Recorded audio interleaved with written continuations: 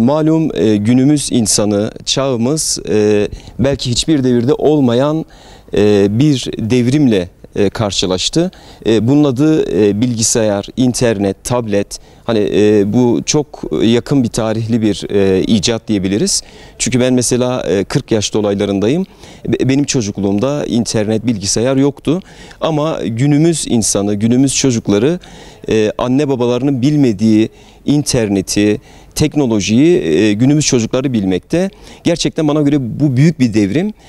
Şöyle ki Osmanlı Devleti'nde matbaa çıktığında nasıl bir hava yarattıysa iyi ya da kötü değerlendirilebilir. Keza internetin de günümüzde ortaya çıkması ciddi anlamda faydalar da getirdi, zararlar da verdi.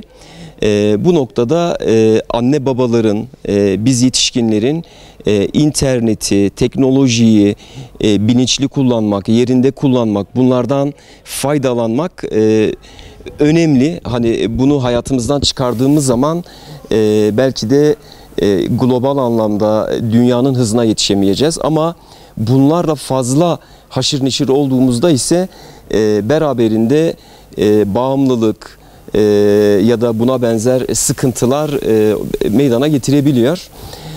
Bu noktada anne babalara düşen görevler var, öğretmenlere düşen görevler var.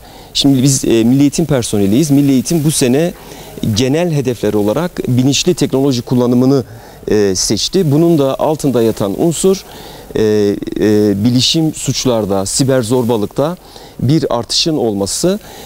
Bundan kaynaklı ciddi bir problem. Ben de hani bu olayı okuyabiliyorum. Yıl içerisinde birçok problem bize taşındı.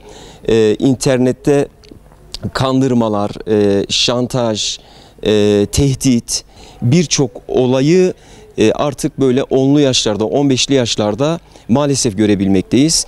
İnsanlar işte alışveriş bağımlılığı ya da işte bu kripto para dediğimiz bitcoinler bunlara meyletmeye başladı. Bunlar biliyoruz ki ocaklar söndürüyor, sıkıntılar meydana getiriyor. Bu noktada bizim okullarda ya da anne baba olarak bu noktaya eğilmemiz lazım. Çocuğumuzla internet kullanımı üzerine bir sözleşme, mukavele yapmamız gerekiyor. Bunu günün hangi saatlerinde kullanacağım, nerelere gireceğim, nelere dikkat edeceğim. Bu noktada anne baba ve çocuk oturacaklar, bir sözleşme yapacaklar. Evet, maalesef bu internete maruz kalmamızın bir takım bedelleri oluyor. Bunun fiziksel etkilerine değinecek olursak, işte gözde bozulmalar, sinirsel, nörolojik anlamda bir takım hasarlar meydana gelebiliyor. Keza kamburlaşma olabiliyor.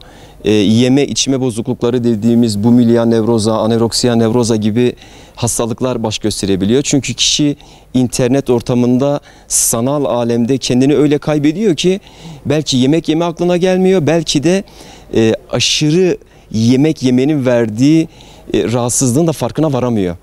Olaya böyle baktığımızda bu ve buna benzer nice, belki de mesela şu an uzmanlar ekrana çok bakmanın özellikle çocuklar üzerinde otizm, yaygın gelişimsel bozukluk gibi ciddi hasarlar bıraktığını da biliyoruz. Yani bu başlı başına bir alan ama bir de bizde ruhsal anlamda bıraktığı zararları var. Bunlar da bizde anksiyete, kaygı, endişe, depresif ruh hali, bunlar tesirleri ortaya konabiliyor. Bu noktada bileceğiz ki teknolojinin çok faydası olmasının yanında ruhsal, fiziksel, duygusal anlamda da ciddi hasarları var diyoruz.